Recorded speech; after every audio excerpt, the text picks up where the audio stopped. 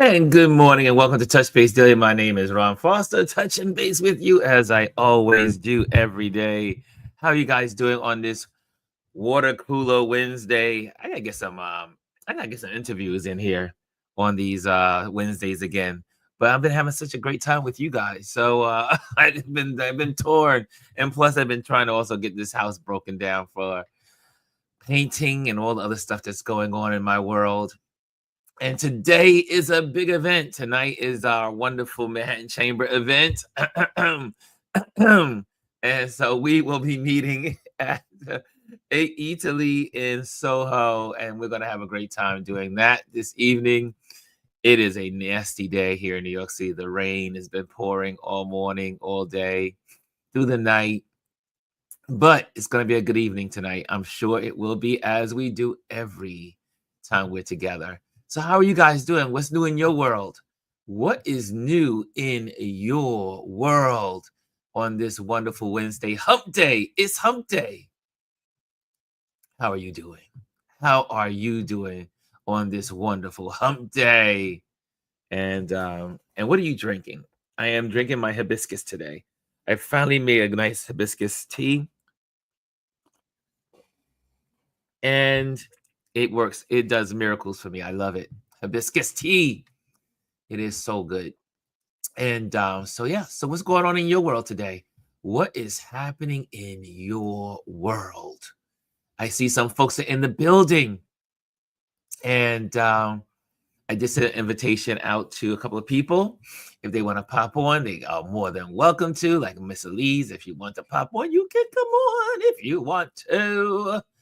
And what am I doing here? Okay, there we go. I'm just trying to get my get the Instagrammer folks in here, and let's see if they want to pop in here as well.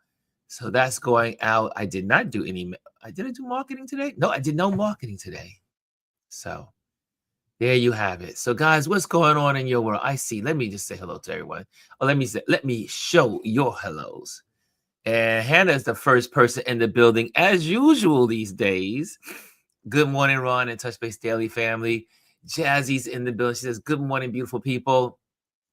And morning, Lisa. Lisa says, morning, everyone. And Rashawn, good morning, Ron and Touch Base Daily family. And good grand rising, Ron and everyone with the flowers. And Kelly, good morning, everyone, she says. Oh, speaking of Kelly, this evening is our game night. Just so you know, it's game night tonight, and we'll be meeting here at 11:30, and we do our Wordle, spelling bee, and connection. Okay, Elise is saying good morning, everyone, and we have also Mimi is in the building. Hey, Mimi. Hi, Ron and RLP crew. And Rashawn is here saying that I am off the next 4 days and I'm in much need of rest and I'm drinking water. Congratulations on a break, Rashawn. You work hard. You've been working double time. Lisa Sealy says, just letting you know I'm not coming tonight. It's raining. I'm sugar and I will melt. Lisa. Well, we'll have more events every month. We have our meeting networking around town. So let me know when you want to join me. You are more than welcome to do so. I will make it happen. Bryson says, what's up, Ron? What's up, LRP fam? What's up, everybody? Happy Wicked Wednesday. Elise says, good morning, Rashawn. Oh, but I will be at the game night. She says, I will be at the game night. Now I hear that. And let's see. Hannah's in the building saying, and y'all guys are sharing. Okay, good morning. Okay, I see all the good mornings. Good mornings. And let me see something. Today is an easy day. You know how we do on Wednesdays. When we do water cooler, it's no fanfare. We are just hanging out. It's just us and whoever wants to join in. If you're in the building, make sure you hit the likes and hit the likes or the thumbs up, all that good stuff, so that the algorithms know that we are here and alive and that you are here and alive with this platform. So there you have it. Let me see. What was I getting ready to do? I was getting ready to do something here, and yes, I know what I was getting ready to do. I was getting ready to do this because I do know that someone is in. I heard some feet. I heard some feet in the back door. Oh, here we go. Do I hear it again? I'm saying, what's going on? And here we go. I think that's another person. Coming. I'm coming. Elise, what's going on? Good morning. I was gonna sing "Someone's Knocking at the Door." Someone's knocking at the door. Somebody's ringing my bell. It's so good to see. It feels like I haven't seen you on here in a while. Because you've been busy. You've been doing your thing. You did your show the last week, and yeah, and it's just you've been doing your thing. You've been on the road, girl. That ain't my dental appointment, all I guess. So. Yes, you had your dental appointment the week after I had mine. Right. We're taking care of those teeth because you want to keep your own teeth so you don't have to get any false ones. As long as possible. Mm-hmm.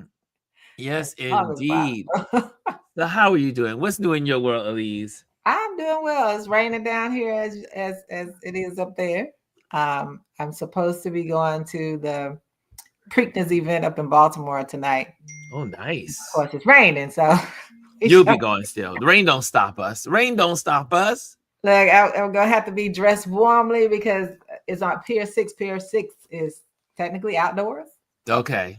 So it's covered, but we have to see. Today's a little cool here in New York as well. It's like they said no higher than 61 today. So it's gonna be a cool day. It's a raw day, as they say. The rain seems to be raining uptown in Manhattan, but down here in Brooklyn and Staten Island, well, Staten Island looks like it's a little rainy over there too. Yeah, it's raining, but raining. It is what it is. Today.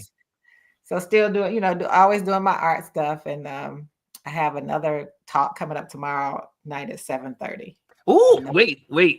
Hold the presses. That's 2 weeks in a row. 2 weeks in a row. What am I? Oh my goodness, Elise! 2 weeks in a row. You got your show going 2 on. Weeks. That's called momentum. I'm liking it. Like I'm trying to be consistent and disciplined because I'm bad at that part. Like that, I have to work on that. And so I said, let me be consistent. And I have artists who are waiting for conversations. Like they keep saying, I'm ready whenever you are. I was like, okay. Nice. When you start showing up events and they said, I think we were supposed to have a conversation. I was like, okay, I'm going to get to you. So I'm trying to do that. So I have a couple of people who are waiting for me. That is absolutely amazing. Last night, my buddy and I, she's you always hear me say my Latin lover, and we've been friends for more than 25 years, and it's her birthday this month, so we always celebrate each other's birthday. So we'll go out for my birthday in February, and then we go out for her birthday in May. However, for my birthday, she was with me at the hospital getting my surgery. So she was my point person at the hospital when I had my surgery. Anyway, great friendship. I love Linda so much. Anyway, we went to this amazing restaurant last night. It was I'm not a steak person, but let me tell you, let me just see if I can get this on the screen because it's on 9th Street we say Chelsea/Village, and it was the service was so good. And if you are in New York, I said I gotta share this one. I have to share this one because the neighborhood is great. It's a great 9th Avenue, 9th Street. Here we go. And it had the decor. The decor, it just makes you feel like it's called And Sun Steak Easy. Yes. Wow. Here it is. Oh my gosh. Let me just take you to their website. I just wanted to share it. I mean, they're not asking me to obviously share this, but I wanted to share because I wanted to give them a little shout out because the food was excellent. The service was excellent. The architecture and design was, because I'm about the aesthetics and designs, interiors, and man, look at this place. It's called And Son Steak Easy. Now, I am not a steak eater. They had an amazing roast chicken that I had. It was really great. But look at the decor. And they do have a, the easy, what they call it, speakeasy or something easy up. And they have the bar and the liquor and all. I took so many photos. I'll be sharing it on my page, on my personal page. But I was so impressed with this restaurant, the decor, these beautiful chandeliers, and incredible. So if you're in New York City and you want a great restaurant, it's in Greenwich Village. They call it, okay, so it is Greenwich Village. 62 West 9th Street between 5th and 6th Avenue. And then after that, Linda and I went for a walk just down 9th Street and just taking in all of this old architecture with beautiful doors. So I made a collection of doors, like going just from door to door, photo doors. And it's just one of those old neighborhoods where Greenwich Village was technically a village. Right. And it was in between the industrial age and I guess you can call it the colonial, because downtown from the village and in certain streets of the village, you see the streets are in there all puzzles, like, from the colonial days. Kind of cobblestones. Yes, and you have the cobblestones and everything. Yeah, you do have those down there. And then above, I mean, you have the streets getting the way we call it the grid. But the Greenwich Village is still based on the cobblestones and mismatched sidewalks and streets and Anyway, the food was excellent. The people were wonderful. I said, oh, this is a great place to just kind of like, I don't know what to do with this information. As in, I was like, maybe I should have a get together here. I just want to be in this space. I mean, this is one of my, you once in a while you run into a space and you say, I would create an event just to be in this space. Right. Had a fireplace, symmetrical long windows that were like 10 feet tall, maybe 12 feet tall. The fireplace was marble. It was like being in a chateau in France. It was just beautiful. It was a nice place to be on a rainy night. Yeah, yes. I want to go back for seconds. I was like, the food was so good. I was stuffed when I came home. I said, Linda, she said, we can only do this once or twice a year. I said, well, we got to do it again. We got to do it before your birthday next year. And but it was absolutely wonderful. So it's called And Son in Greenwich Village. Check it out. They have other locations in New York City as well, but that is the location I would go to. Right. And it's so unassuming because it like you could go down and then go in. And they don't have all this fanfare stuff on there. No lights, nothing. It's just, it's like a secret place. Well, that's nice. So look, I don't eat chicken or steak, so I guess something for me. I don't usually I still eat chicken once in a while. Like if I'm with friends and we all go out and we hang out and we're in a restaurant, I say, okay, I'll have some.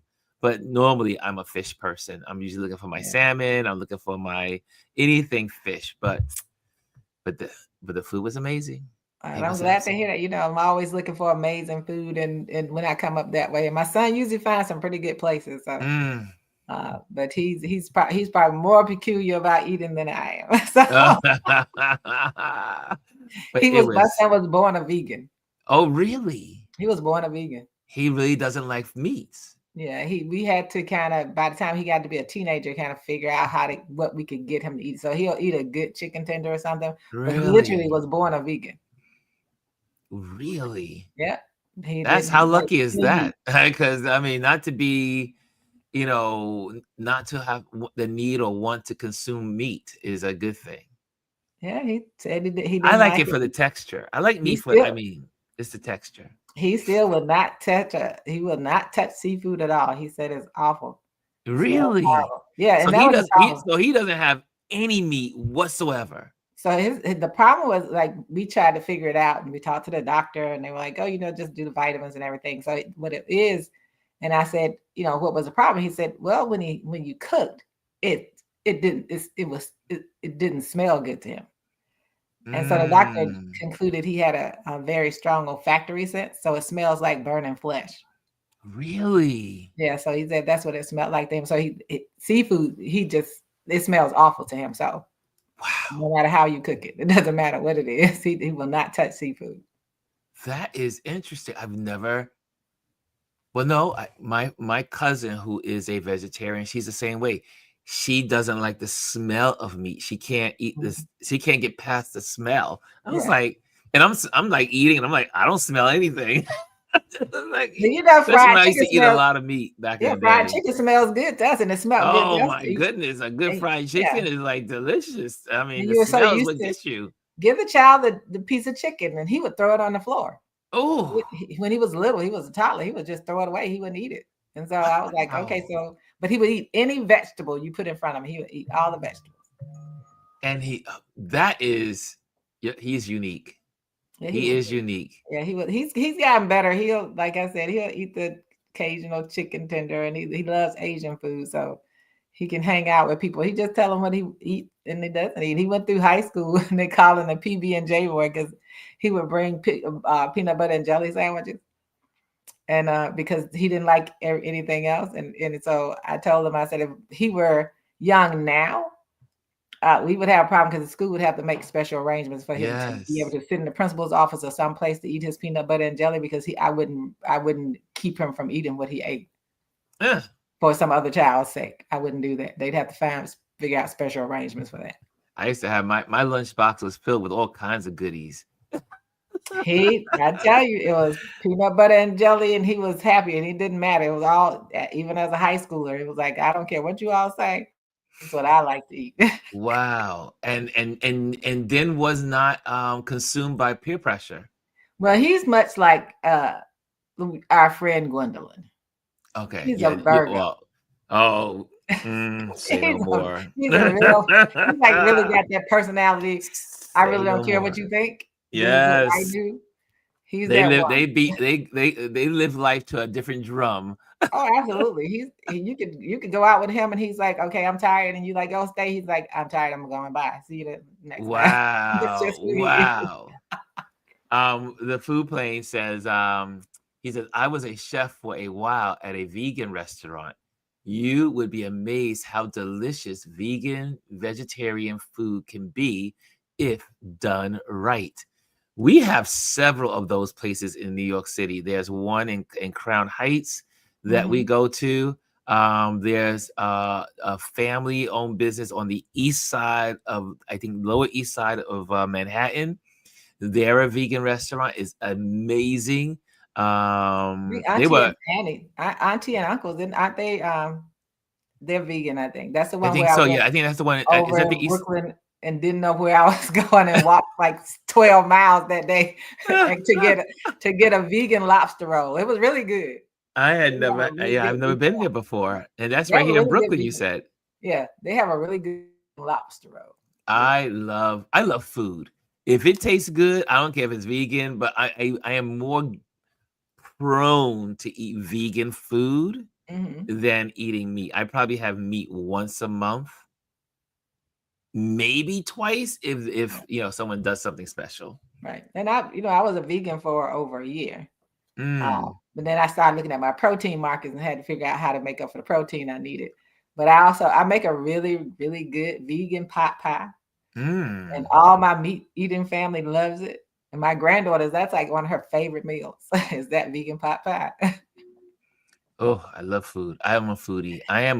I love it. I can eat all day, but there are restrictions. So I have a question to everybody in the community. how many of you are vegans? If you are a vegan, put it inside the wave, do a wave hand or something.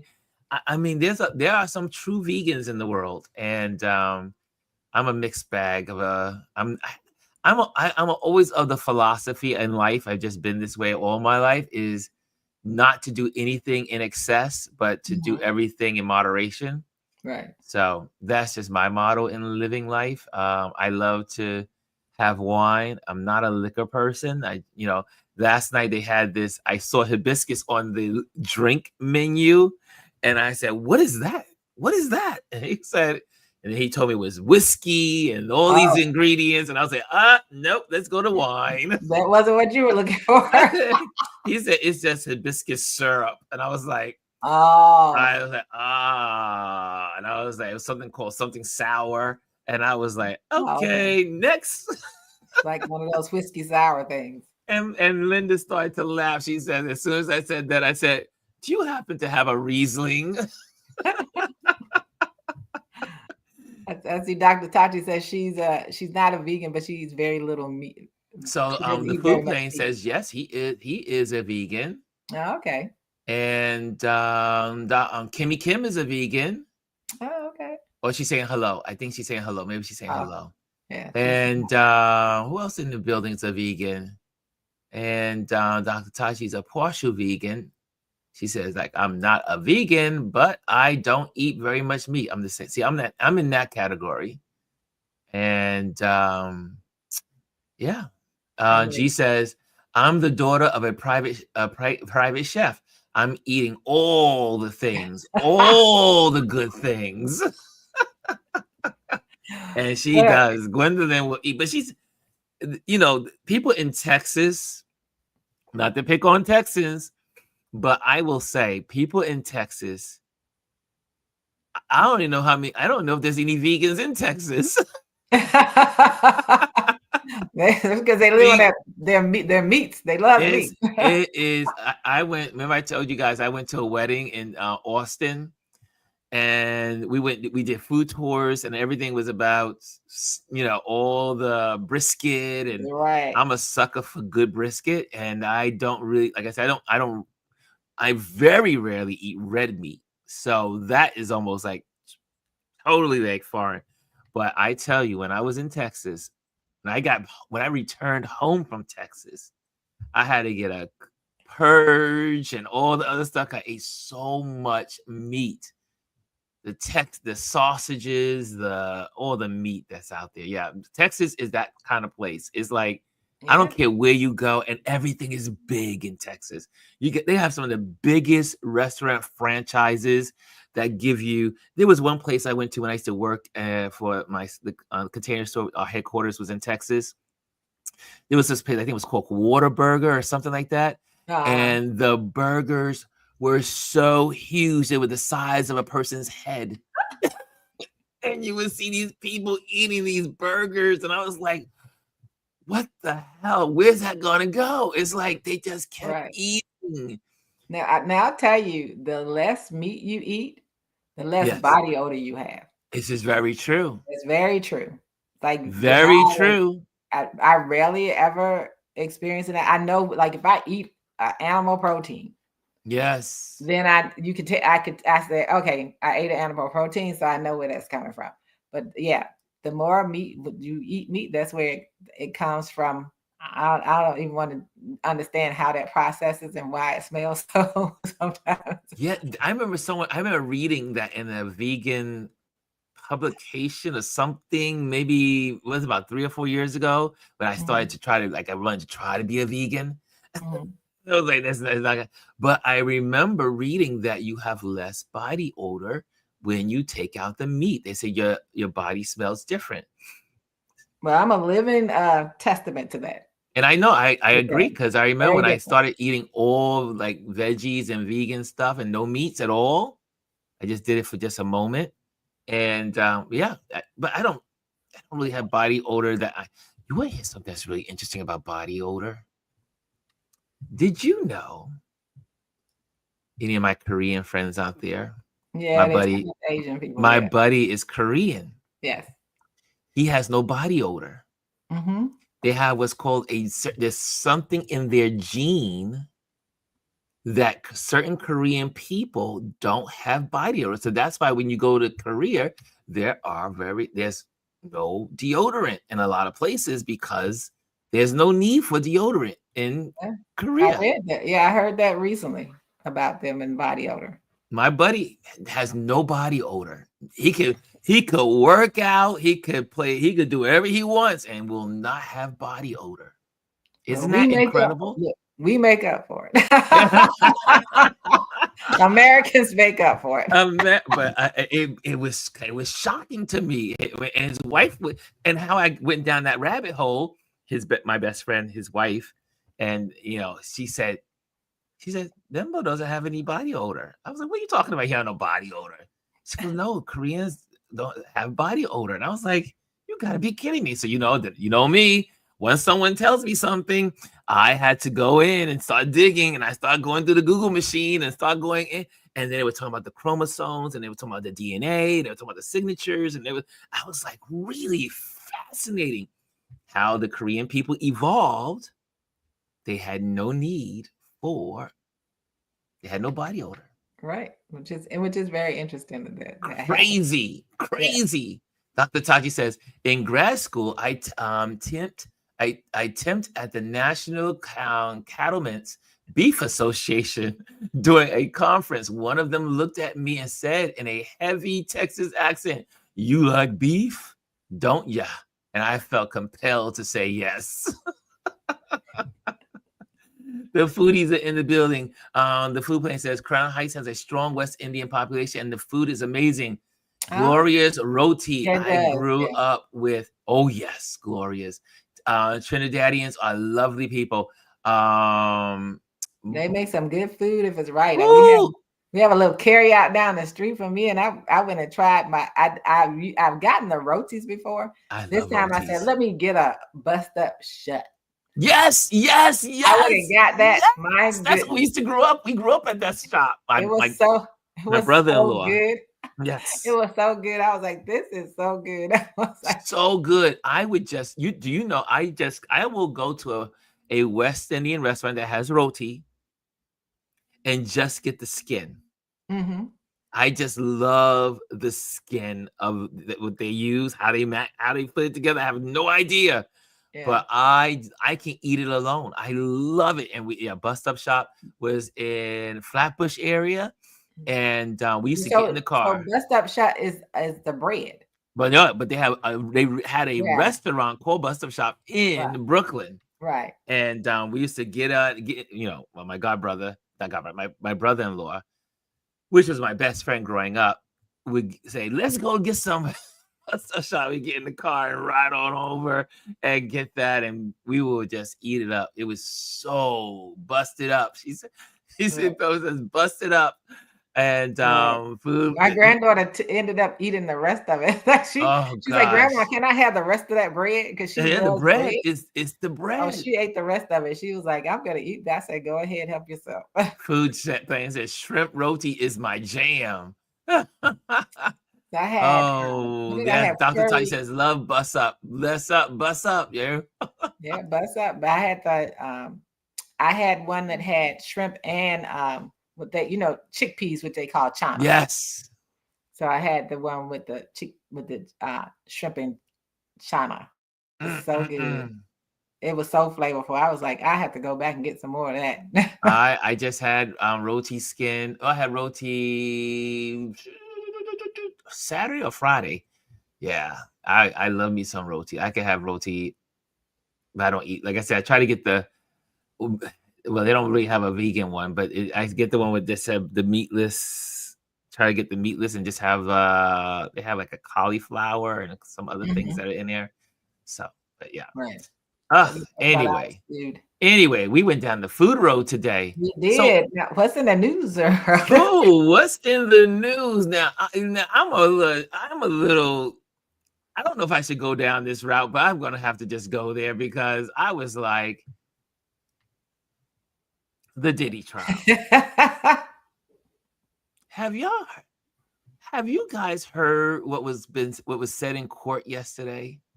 I've heard very little. Oh my gosh. And the video just was released today on TMZ or whatever. The actual full 7-minute footage of the whole, his girlfriend and the wrestling, tossing, kind of like the kicking and everything in the hotel. I was like, Jesse said stick to the food. He said stick to the food. That was so crazy. When I looked at Dawn yesterday, I sat there and said, what the heck? I was like, what the heck?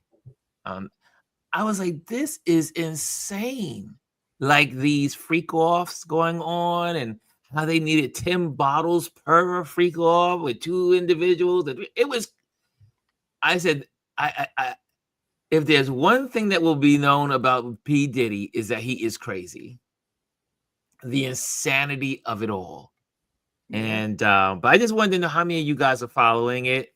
I heard pieces of it yesterday, and Don mentioned it this morning on his show, and I was like, really? Yeah. Really? I have heard very little intentionally. We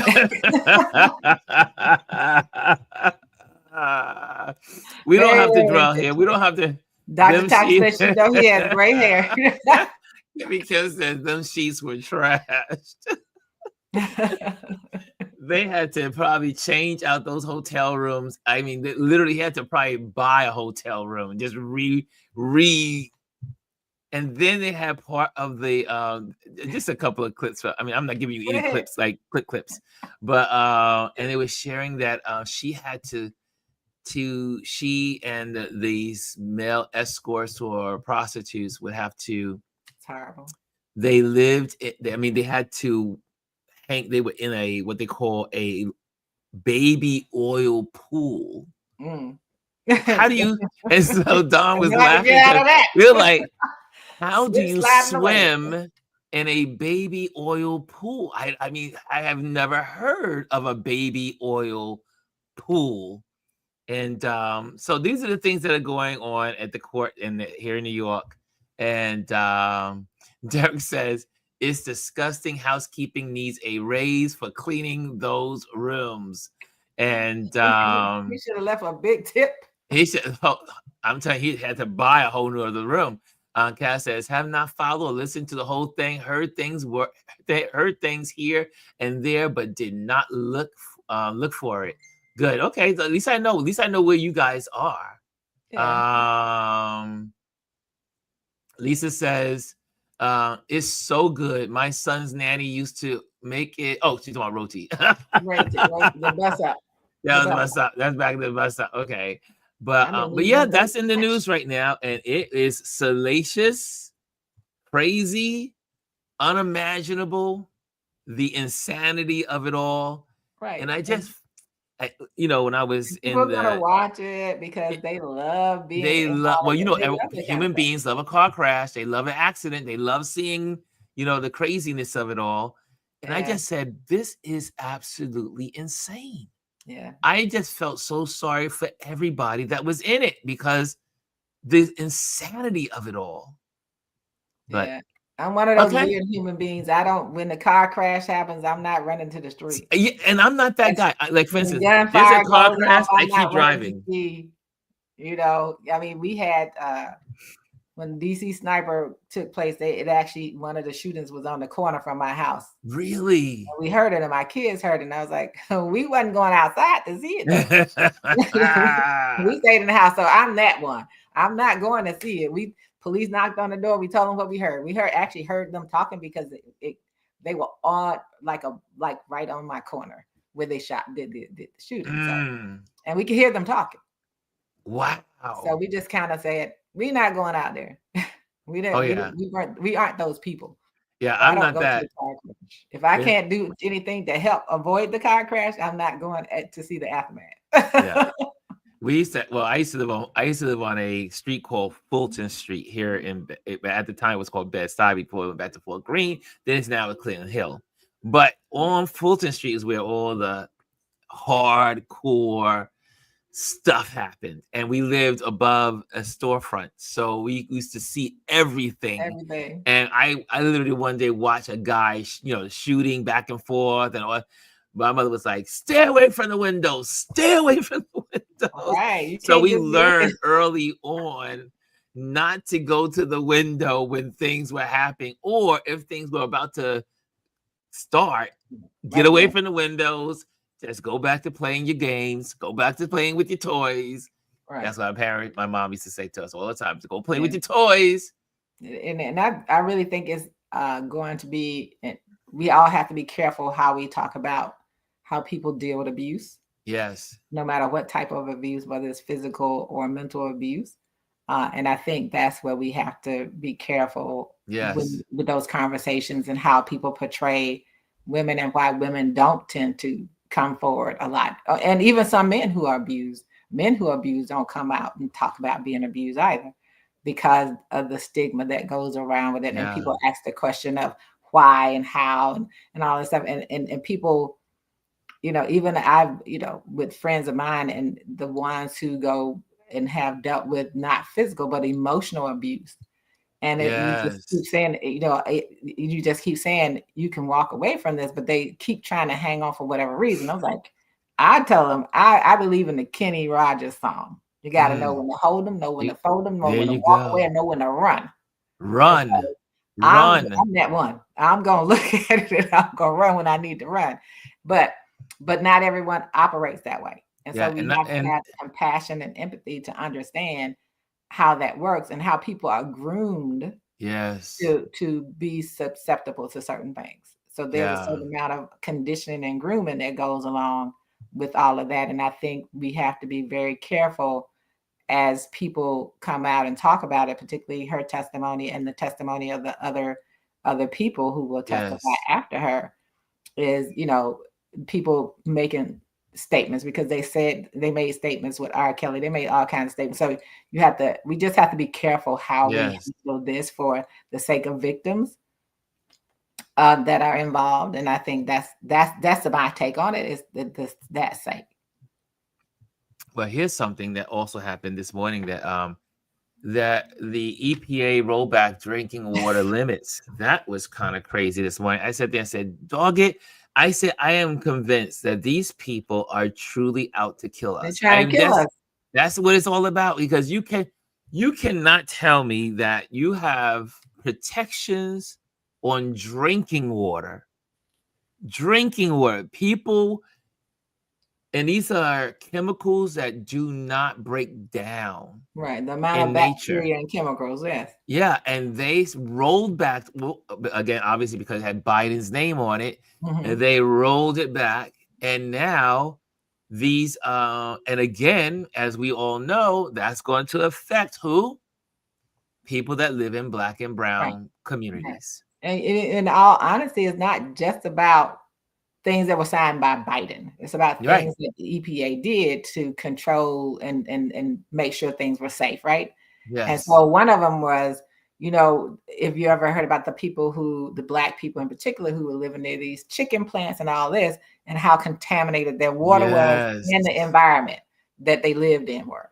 And so all of these rollbacks is the thing right there. So one of the things that came out is the whole thing about plants and the emission and not regulating how it impacts local communities, right?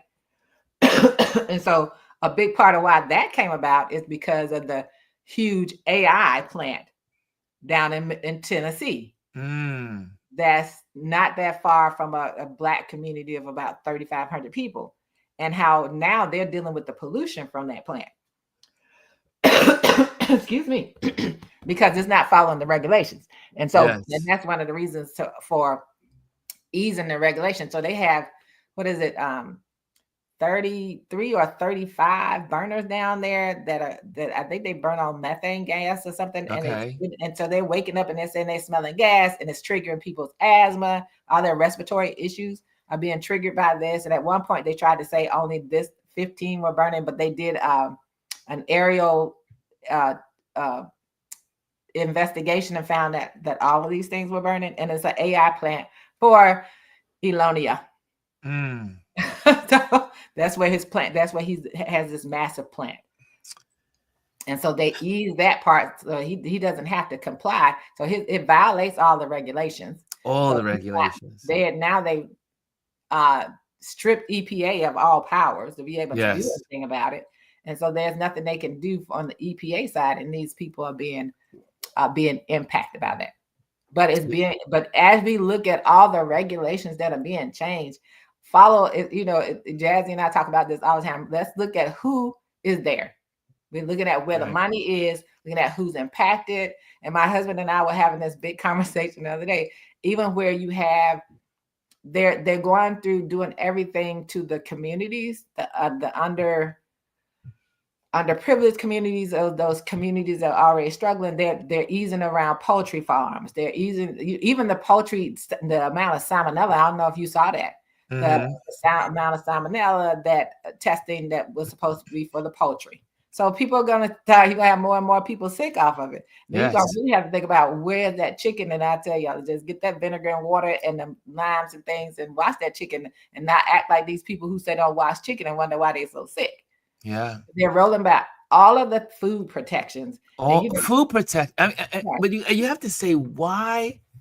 It's like the insanity is, this is protecting people from getting sick, which also, again, allegedly, that people have been saying for years that the government is in on it and allowing people to get sick because they also feeds into the pharmaceutical industry. Right.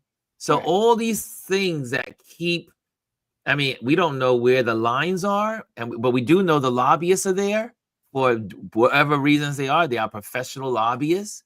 Right. And, but to roll back things that protect people, again, this is why America is looked at as such a strange place. There are people that want to come here that may not know the whole story of America, but those that know America, they're like, I don't want to go to that country. Right. And Gwendolyn said it right. Keeping people sick is big business, because it's like a doctor's appointment. And I told you what I told my doctor. I said, you are not a manager of health. You're a manager of diseases. I said, so you're not giving me something. You're not saying, what can I do to make sure you're healthy? You're saying, how can I treat this symptom by giving you more stuff that's going to make you sicker? Right? Yes. That's all they do. So you go in and you have high blood pressure. Where's the scan to find out what's going on in your body? Yes. There isn't one. Here's the pill, but it's coming from something internal. Yes. And so what is it? Is it just my stress? It's not hereditary. We can't boil everything down. Just tell them they inherited it. But what if neither one of my parents had high blood pressure? Mm-hmm. And so what's happening with my vessels to cause exactly that internal health? So it's about that part. And then understand, these rich people they hated these regulations, because that meant they had to make sure they had infrastructure that protected people, including their workers. You got to remember, the workers are also subjected to this. And so they rolled it back. And a lot of the things that have changed, and a lot of these departments that have been under fire have been either investigating his friend from South. Most of them are places where he wanted regulations gone. Yeah. And so it's just a systematic way of doing it. Man, he does have that town in Texas where he's going to put that school, Lisa. But again, you see, it's the school. Sorry, it's the environment. That's why he wanted to get rid of the EPA, and pretty much have stripped it of everything that it was. And you want to tear down the forest. You want to convert our beautiful parks, national parks, and now want to drill on them or cut down the forest. The insane. How I keep trying to figure out maybe we won't be able to figure it out. I can't figure it out. The mindset behind it all. Like, what kind of mind you have to just keep wanting to destroy. Yeah, and people will, with all of the no matter who is there, the more they allow drilling or fracking or whatever, that's where these earthquakes in places where people aren't used to having earthquakes are coming from.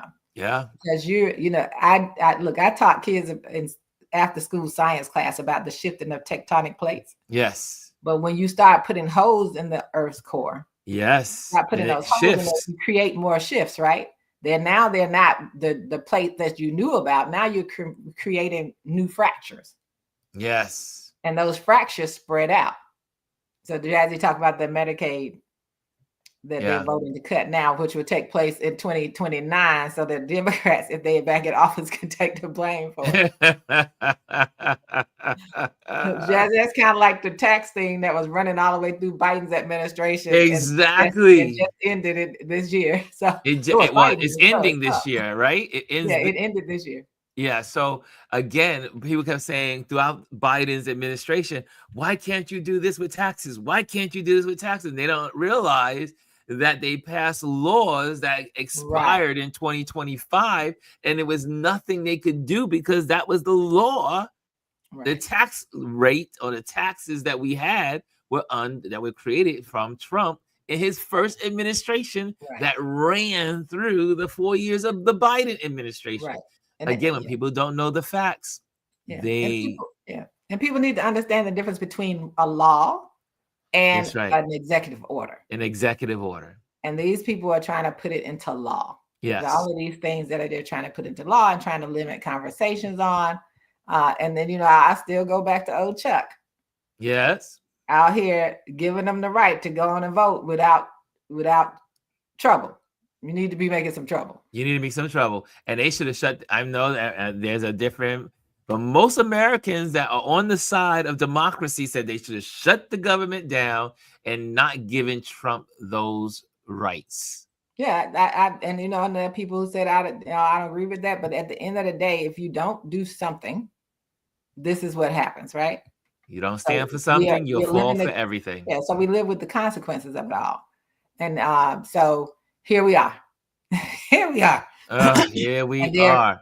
Fighting this budget and trying to make sure that these things happen. Yeah, Lisa, they talked about not exempting those taxes on tips or overtime.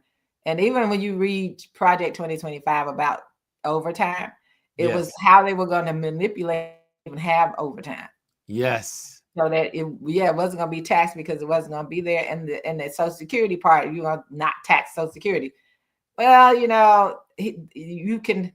It's this thing I used to say to people, and I said it one time to a former superintendent of DC public schools that I helped get fired, is that you're trained to promise people anything until you get what you want.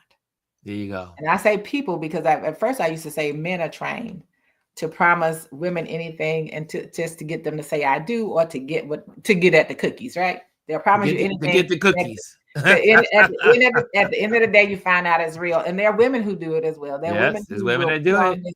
Facade as well, have their mask, and as soon as that man asks them to marry him and they say I do, she turns into a whole different human being. So that's what people do.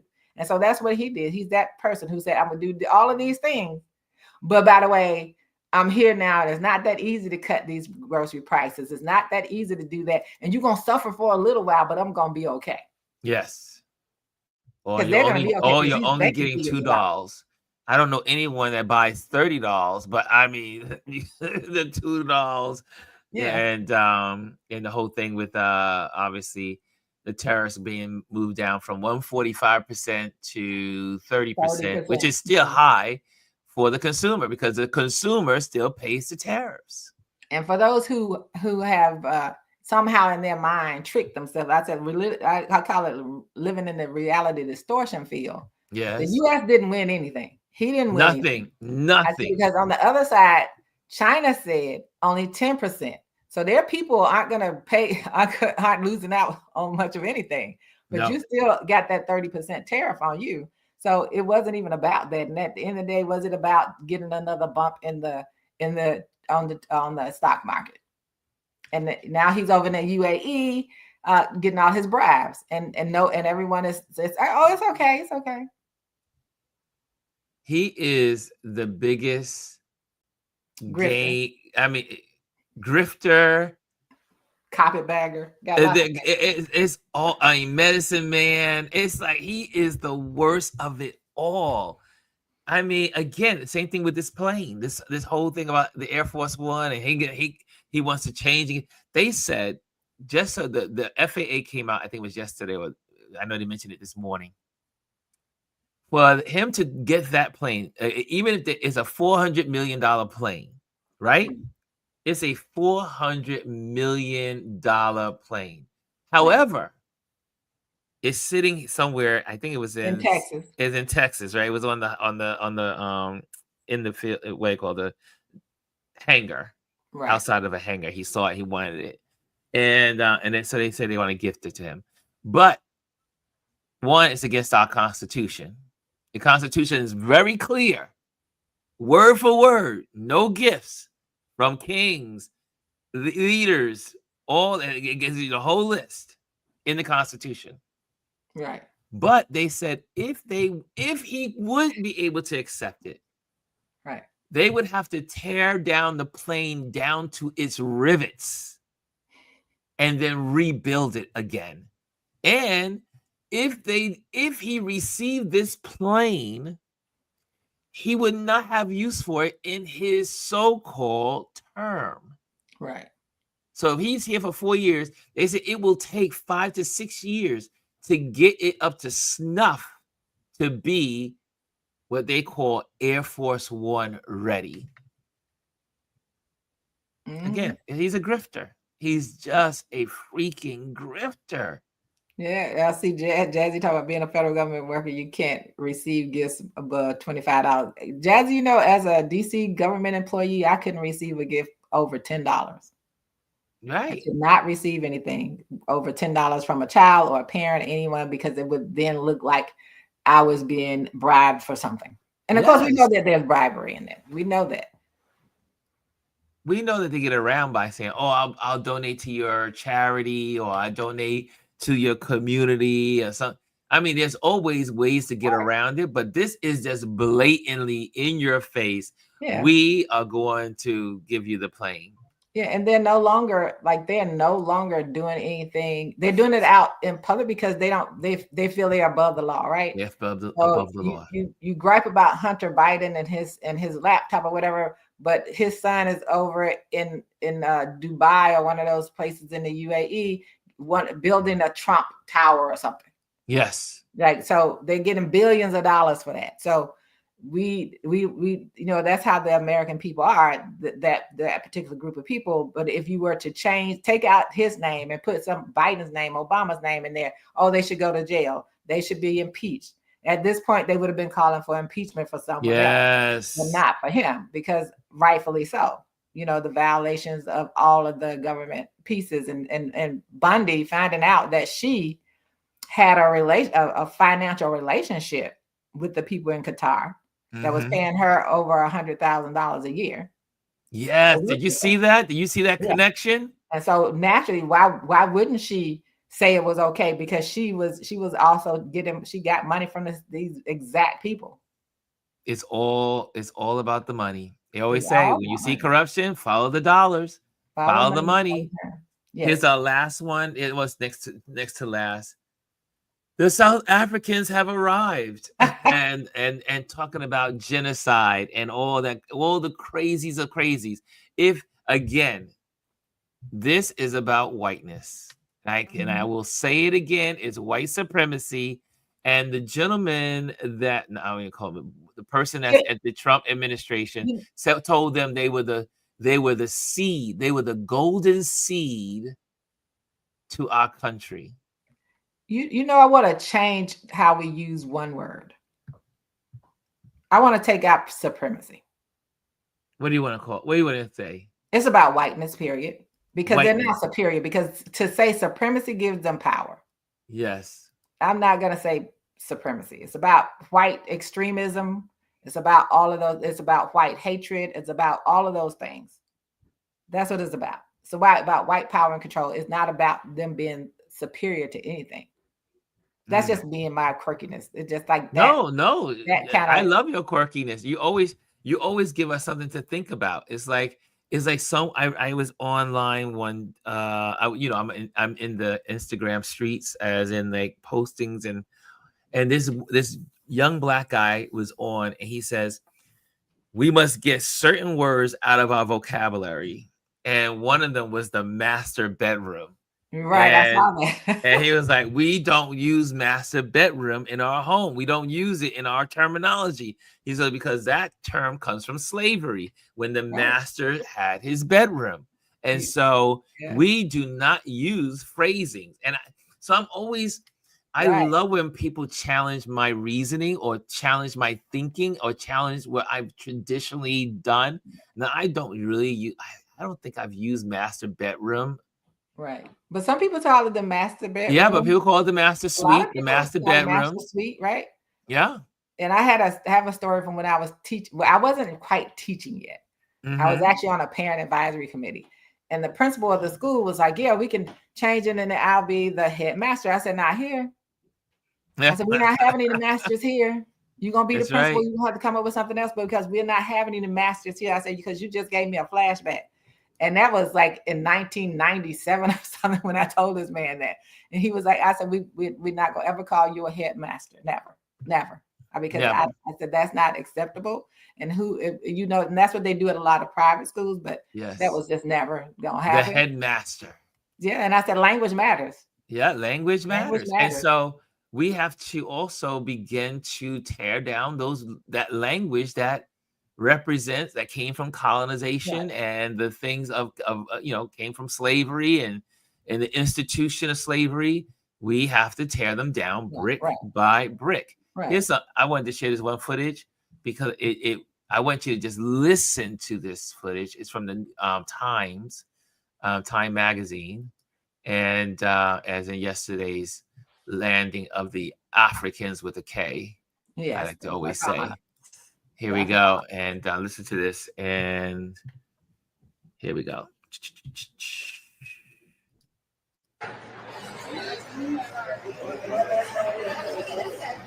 The Trump administration has brought a group of white South Africans to the U.S. as refugees.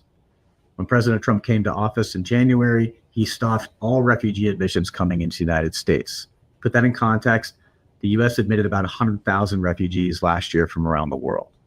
Now, the Trump administration has picked out a group of white Afrikaners from South Africa to bring in as refugees. Afrikaners are descendants of Dutch settlers who came to South Africa in the 1600s.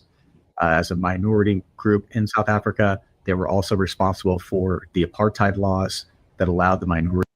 I want you to notice what these people, and I always say this over and over again, these people were responsible for the apartheid laws. These people were a minority. They came to a land of a majority African people, Black people, and they came in and created these minorities. They weren't even from there. They weren't born there. They didn't have any connection there. And they, for 50 years, almost more than 50 years, created a whole system of apartheid. And then yet they are freaking out because people are correcting what they did in masses on that white land. South Africans to rule the country from the 1940s until the 1990s. The Trump administration says that the South African government has passed laws in the last year that discriminate against these white South Africans, and they are subject to having their land taken away and have also been subject to violence. A Time reporter asked President Trump about his decision to admit white South Africans as refugees. This is what he said. It's a genocide that's taking place that you people don't want to write about, but it's a terrible thing that's taking place. Farmers are being killed. They happen to be white, but whether they're white or black makes no difference to me. The South African government says that police and crime statistics in the country do not support that, and there isn't data that shows that white South Africans have been targeted for violence. When this group of white South Africans landed in the United States, they were greeted by Trump administration officials, including a State Department official who called them quality seed and said, "Oh, that's the word. It was they are called quality seed." Take that in. I just kind of absorb that phrasing. Right. They are the quality seed. That they would bloom inside the United States. and then finish that off. And he says, and they will bloom in the United States. I just want you to get the visualization. Right. Quality seed. Remember, I keep saying they're bringing these people in, and I'm guarantee you, some of these folks know how apartheid runs and how it's created. And again, you see in our country every week, every day, there's a Black person being kicked out of their job and replaced by a person that has no qualifications. Right. So you'll have like the librarian from the Library of Congress. She has a list of credentials, and then the guy that was the lawyer that was in charge of his case here in New York City takes over that position with no qualifications, and never have done anything for any library in any way. Right. But this is, again, putting people in place. They are trying to create an apartheid nation here in the United States. Yeah. And you have to control the flow of information. You have to control knowledge. You have to control the education. You got to control that part. And that's what it's a part of. And so when you look at, there was a video, and I was trying to find who posted it. But there's a video of this white guy. He was like, I'm not going to let a white man suffer. I'm taking in the South African. It was back in 2019. So he took in a family of 4. Because that's how he started out. Don't take these South Africans in. They over here being, treated badly over there. And so he takes this family of 4. And by 2020, he's saying how he has spent over $30,000 on this family. They did nothing, and how horrible they were, and how they got into big fights and everything, and how he regretted that. But my thing is, like, you let your hatred control you. You let your hatred of Black people and anyone that was non-white control you, so that you made the mistake of bringing horrible people over here. Now, we got to understand, they're not getting the best. You're not getting the best and brightest of anything. You've never gotten the best and brightest from the inception of this country coming from Europe. They didn't send their best over here to begin with. And so you're not getting the best from South Africa. No. These people, the South African white people talk about them, right? Well, like I said, I lived in South Africa for just 3 months of my lifetime in South Africa. And I had lots of conversations, because I have lots of friends now in South Africa for my time living there. And I used to have these incredible conversations about the people. And again, these are racist, bigoted, horrible apartheid flinging people, and they literally live in the outskirts of different parts of South Africa, outside of Cape Town, outside of mostly outside of Johannesburg. And you go out to the far reaches, and they have what they call white only settlements. Mm-hmm. So Black people are Africans. This is their land, right? And they're not allowed on these settlements. And they do just like they do here in America. They have the camps with the guns and all the other stuff, and they have their own little societies. And they feel like they're persecuted because they want to hold on to the 50 years of what they created as apartheid, 50 years of history in South Africa. And don't believe the hype that all white people feel this way, because most of the white people that I know in South Africa hate these people, and they want them gone. So think about it. South Africa right now is saying, thank God they're taking these people away from us. I mean, think about it. The people in South Africa are like, good riddance, be gone and be good riddance. But the whole thing, the cloaking of trying to cloak it as in genocide. Right. Look, real genocide. How about let's go to the Gaza Strip? Let's go to Gaza Strip. Let's go where you want to talk about genocide. Right. But these people, and they are not poor. These people, these Afrikans with the K, are not poor. They are not being persecuted. They are not being killed. Now, like I said yesterday, there was an incident when these zealots were roaming around the cities and doing their thing, and a couple of white people did die, but a lot of Africans died, like Black Africans from Zimbabwe, from Zambia, from all different parts of from Nigeria. They were killed in this rampage of these, they're like 20, 30, maybe 40 people around the country that was xenophobic people. Right. But there is no genocide in South Africa. Right. Now, nowhere. Again, go to Sudan. Think if you want to help people, bring those people here. They're not gonna do that because right. they won't go help to the them. Gaza Strip. Those people are starving right now. Right now, there is a hunger crisis on the Gaza Strip. Israel is not giving them food. They will not allow food to come in at all. That's genocide. Right. But you're not going to bring those people in. You're not going to treat them with kindness. You're going to bring in the ones that are going to grow the numbers you want to grow. Grow the numbers and also become part of their administration, just like we just heard 2 days ago. Now ICE is using, allegedly, I don't know exactly, I didn't get the exact facts, but I did see it on the news on 2 days ago, that the Proud Boys are now being recruited to help ICE. Yeah, I believe it. Them and probably some of those January 6 people. So the Proud Boys are from January 6. Right. And they said also, would not doubt it. 26, they said some of the folks from the 26th, January 6. Mm-hmm. January 6 people are embedded in some of these ICE movements. Absolutely. And I mean, what would make us think they were not? I mean, that's their thing. That's what they were doing. And so they're going to use all those people. And I think, I think that the part about this is, there are white Americans who didn't want them over here either. Yes. Because the white farmers don't want them. The white farmers don't want these people in America because one, they're getting what they call, they landed yesterday. So they landed Monday. They landed on Monday. And then they're getting what they call the express line to citizenship. Right. That's what they're doing. The whole thing of being upset of people getting fast tracked. Right.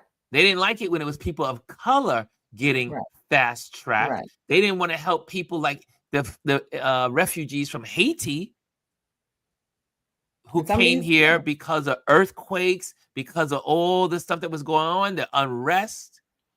You want to talk about, this is why I always say these people are such, I don't look at the news as much as I used to because it's just so much, it's too much lying vessels on television. Right. They just lie.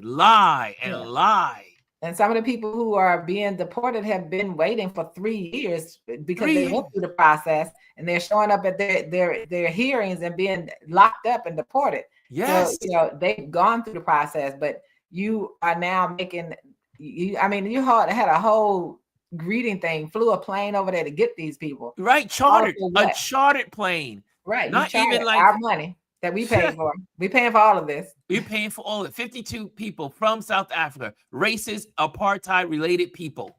Right. And we're paying for it all. And I was looking at Jazzy's comment down there. I saw that video, Jazzy. I thought that was very interesting with the British woman talking about how they civilize people. I said, and the Moors taught them how to bathe. Yes. How you civilize someone who was already civilized, or someone who already had their own educational structures. Man. Whose educational structures you stole from. Yes. You stole geometry, not from your people. That wasn't you. That didn't come from you.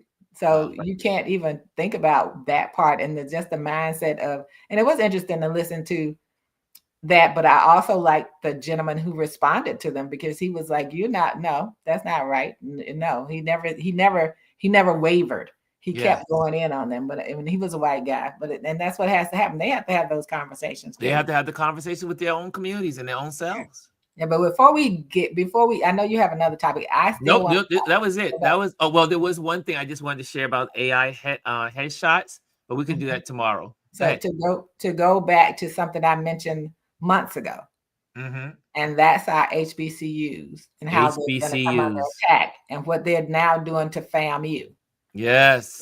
They've gotten rid of the president. They want to bring this Black woman in there who's one of their people, who has no affiliation with FAMU at all, who has no background in higher education, to come in there and implement their whatever program it is. So you're gonna put her over, try to get her chosen. And they were reaching out to the board, telling them to reach out to the board members so that this woman is not appointed, not voted president of their institution, because she has no affiliation with it and her background, her history. And that's their, once, if they can get her in, it's going to be the dismantling of their courses. They have all of the HBCU have courses that have detailed history courses, all of the information they give you on our people's history, and the things that they have around campus. It's going to be dismantling of curriculum. It's going to be going after their professors. Even with the whole idea of putting them under the White House, is let's audit your program, right? You gonna play Will Packard? I'm gonna play it because since you're on it. Urgent message for alumni and students of Florida A&M University, and a warning for all those who love and support HBCUs. HBCUs are under attack. MAGA is trying to take over leadership at several of our beloved institutions.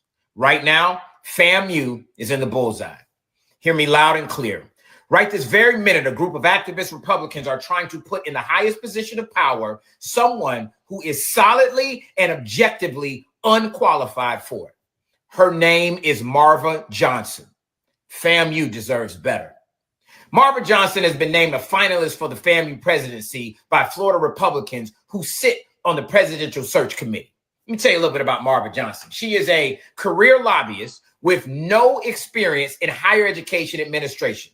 Literally the same amount of higher education admin experience as you or I. Zero. None. Now, this is not just about her being a staunch Republican. Everyone has a right to their own political affiliations.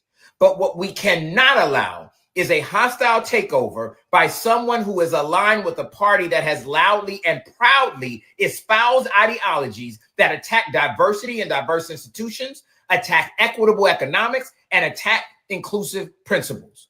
The exact pillars that institutions like FAMU were built upon. There is no place for that hateful and divisive rhetoric, not at the College of Love and Charity.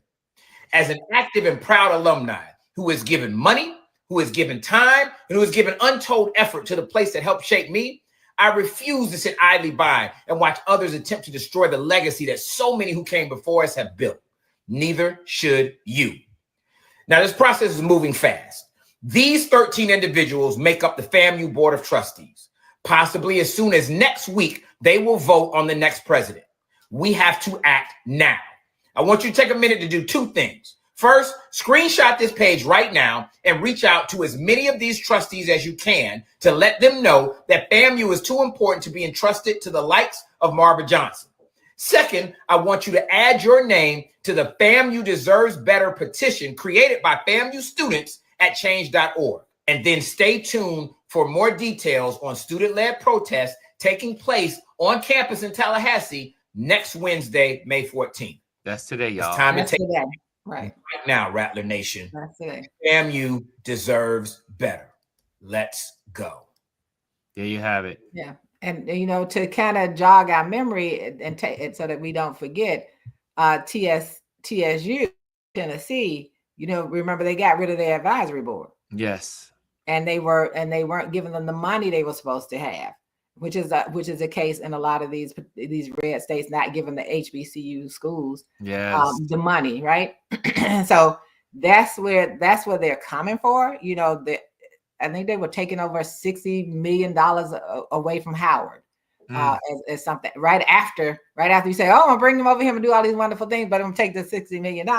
But their whole point is understanding that they're not limiting their attempt to control what people learn to trying to go after these private PWIs. They're coming after HBCUs a lot, and a big part of the issue is our endowments at our school are traditionally not very high because there's not a high endowment giving, right? Not a lot of companies come out. There's no Google attached to them to give them all Yes. that, a lot of Yes. money. And so it's how do we make sure they're vigilant, and how do those make sure they're vigilant, because they're going to come after all of them, and especially those ones that everything Black. They're coming after everything Black. Every single executive order that they can roll back. They're trying to break down the laws. They're trying to all the civil rights, everything. They're going after everything. Yeah. They don't want Black people in power at all. Right. They don't want Black people at the seat. No, they want everything. Again, this week, I should say, was it Friday? Or maybe during the weekend, they roll back that on the federal level. Right. You can now put up a white only sign. Yeah, right. And but my thing is like, so as they roll back, right? The key with not them voting on against everything that's Black, our educational institution is everything. They don't want information. They don't want truth being told through education, right? So we have to remember that the way that you destroy societies is through education. Education and get rid of education because you want control. So you take the education and you mess up the arts. You start attacking artists as well.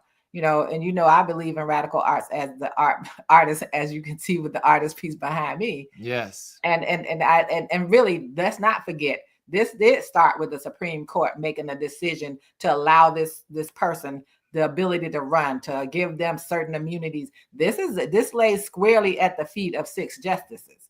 And we need to remember that. But at the same time, we need to make sure that we are not so distracted by the stories that they put out to distract us, that we aren't paying attention to what they're doing to destroy us and to destroy those things that we benefit from. And I think that's really critical. I know Howard University had one of their largest graduating classes. They had 3,500 people graduate, which was an increase for them. But they still have the thumb of the federal government on them because of federal monies that they receive. And now as endowments at the schools aren't there. And so we have to figure out, as they said, donate to HBCUs. We have to donate to them. And we need to help that out. But we also have to be very vigilant, because the news is not going to tell the story. Exactly. We have to make sure that the story gets out, right? So we have to be alert and understand why it's happening. Understand that their fear is our education, our knowledge and information about the truth. And Jazzy said it earlier in in the chat. What white society needs to hear is the truth. Yes. And they're so afraid of the truth is why they're trying to suppress all the education.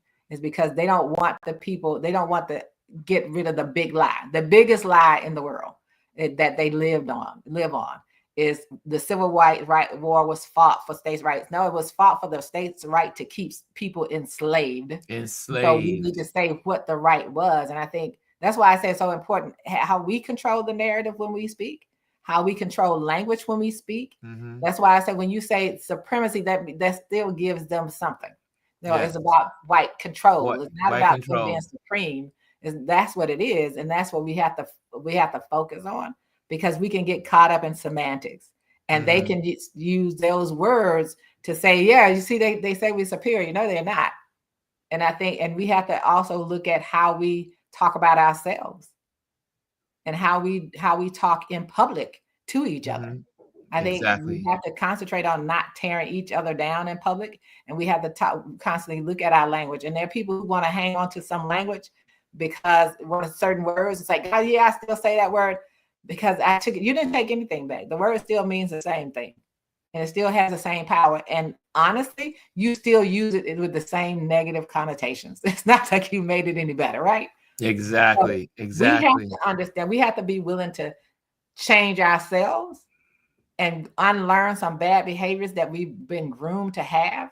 We have to start understanding that that our children are important and critical, and we need to understand how to control that and not buy into, let them have their freedom. They're free to die. That's what you want them to have.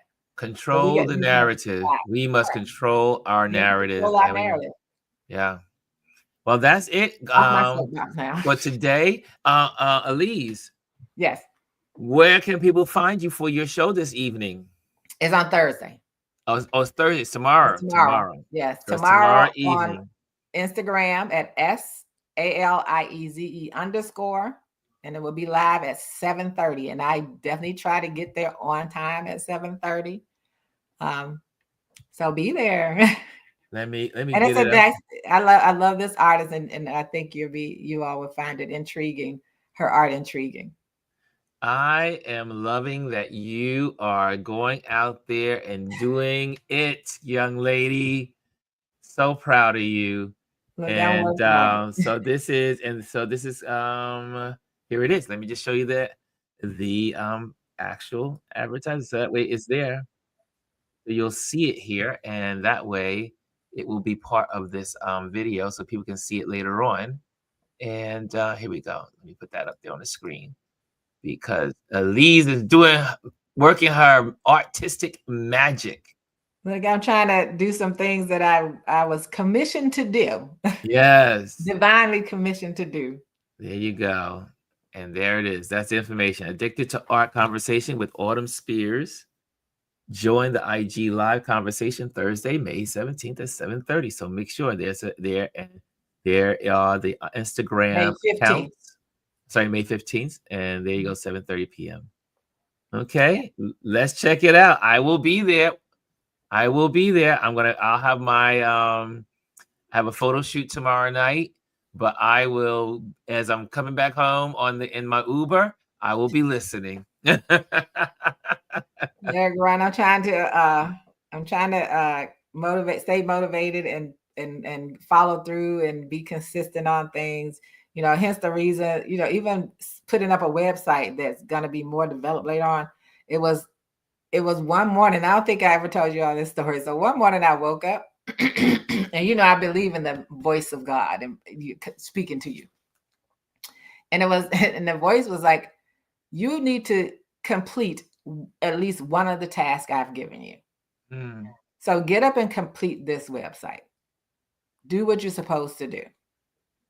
And so I was like, I hear you. And I said, so I got up and did it, because I have been sitting on my gifts. And that story comes back. The parable of the talents comes back to me all the time. I sit on gifts. And yesterday I heard somebody sent me a DM about your gifts, not using your gifts. Then Tabitha Brown said something last night about gifts. I said, I hear you. And I tell people about that. So you think about the parable of the talents. God has given all of us, we all have some gifts. And we choose to either to go ahead and do it. Those people who will step out there and do it, go ahead and do it. But then there are people who, like myself, who sit on them for a long time and not use them. And then what you don't use. And so you sit on the talents, the story goes that people don't know. So one has 10 talents given to him by the person. One has 5 and one has 1. Yes. And they come back a year later, and the one that had 10 now has 20. So he gives the master the 10 back. Yes. The other one has 5. They go out and do what they're supposed to do, and they give them the 5 back. The one with the 1 was so afraid of losing something that they buried it and never used it. So they came back with nothing. So therefore, he ended up with nothing and continued to be in servitude. And so we have to ask ourselves that with the gifts that we have, what are we doing with our gifts? And I know I have gifts. I know I've been given gifts that have to do with not just these things and not just I've been given the gift of being able to discern things. How do I use that gift with the people that I talk to?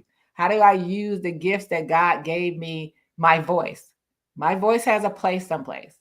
And I have been so reluctant and so caught up in how do I serve other people and show up for them and wear a mask instead of saying, what am I supposed to be doing? Yeah. And how does that service, in what I was doing as service, it wasn't using my gifts. It was just showing up the way I thought the world wanted me to, not showing up with the gifts that I've been blessed with. So now it's just that time when I said, I'm not going to sit on the gifts. And I want people to look at me and understand that age does not have anything to do with it. Brian That's and right. both of us has nothing to do with it. I'll be 69 next month. I'll be 69 next month.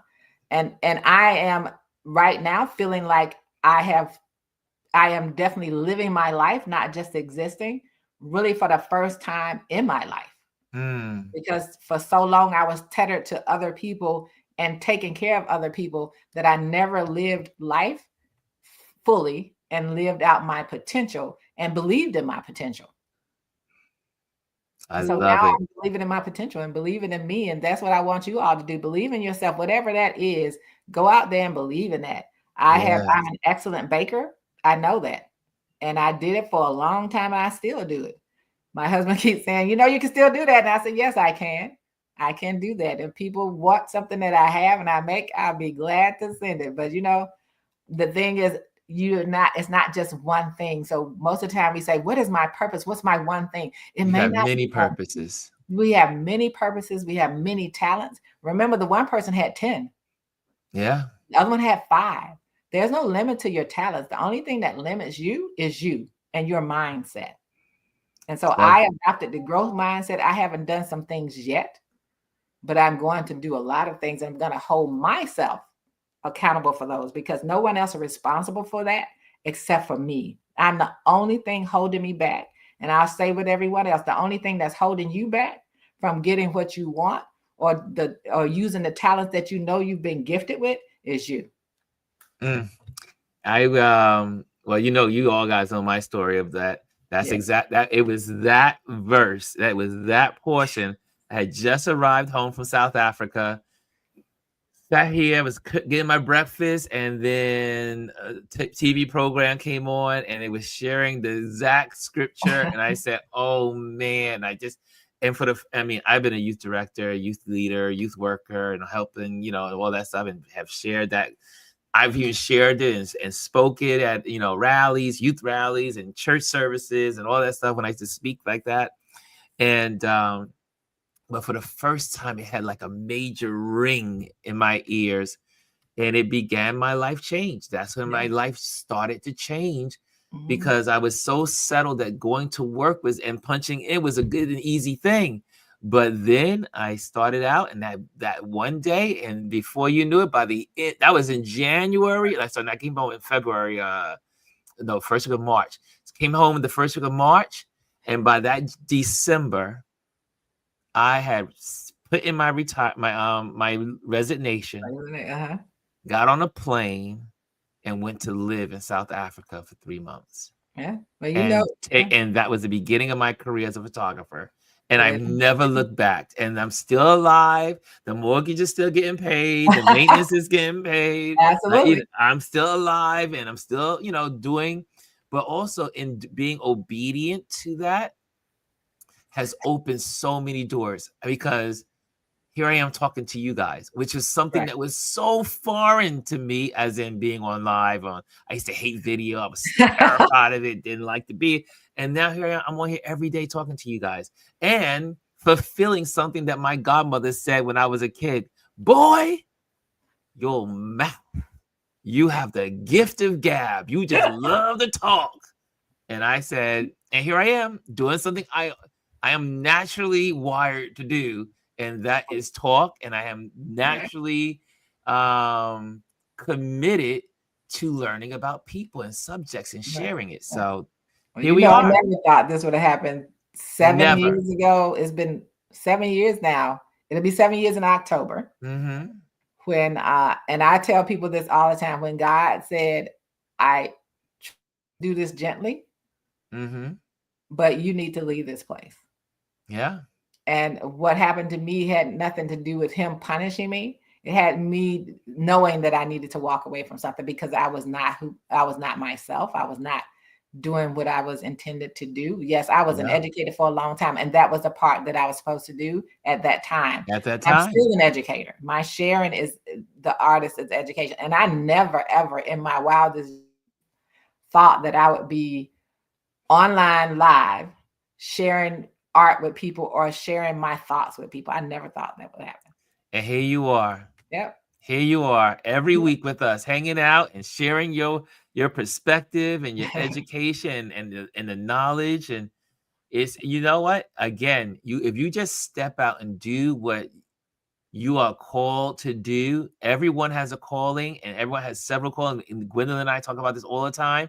People, this is not, we are taught in America growing up, get that one job, be an expert at that one thing, do that one thing, and that's it, and then you die. Right. But that is not how we live in today's world. We are many things. We have many talents. We have many goals, many things to accomplish in life. And life has many chapters. You have one chapter 10 years ago, now you have another one, and it keeps moving. The chapters keep being written, and you keep living it out. So guys out there who are listening, this was for someone out there that's listening. And this is a good way to close out. Guys, pursue your talents, wherever that is, go, or I should say, whatever they are, go after every one of them. And as you go after the first one, I guarantee you, it will open doors to the second one. And then you go for that one, it opens the doors to the third one. And then next thing you know, I didn't know I liked that. I didn't know I had a desire to do that. And then you open up another door. And before you know it, you look back and say, wow, I've had a full life. Right. Absolutely. You show up in a room and you say, man, I didn't know that I could hold court. I didn't know people would pay attention to what I have to say and find it valuable. Yeah. And that's where that part comes in. You just go and be yourself and stop putting that mask on every day. Stop putting on a mask every day for the world that you think they want. What people really want is the real you. That's really what they want. There you go. And just share every day. Okay, guys. We are out of here. I love you guys. We'll be here tomorrow, and tomorrow is our trend watch Thursday, and there's a lot in the news. But even though we talk about some of the stuff that's happening in the news, like Trump stuff, I always like to make sure it points back to who we are and how we can be better because of what's going on in the world. I'm not into the salacious. That's not my thing. We are here to learn and to grow and become better as a community. Yes. Okay, guys, I love you, and I will see you tomorrow. Thank you, Elise, for being with me today. And I'll see you guys tomorrow. Later. All right. Have a good one. Bye. Hello, and thank you for joining us today. Make sure you hit the like, the subscribe, and leave a comment on this video. I would love to hear from you. Thank you again. Until I see you next time.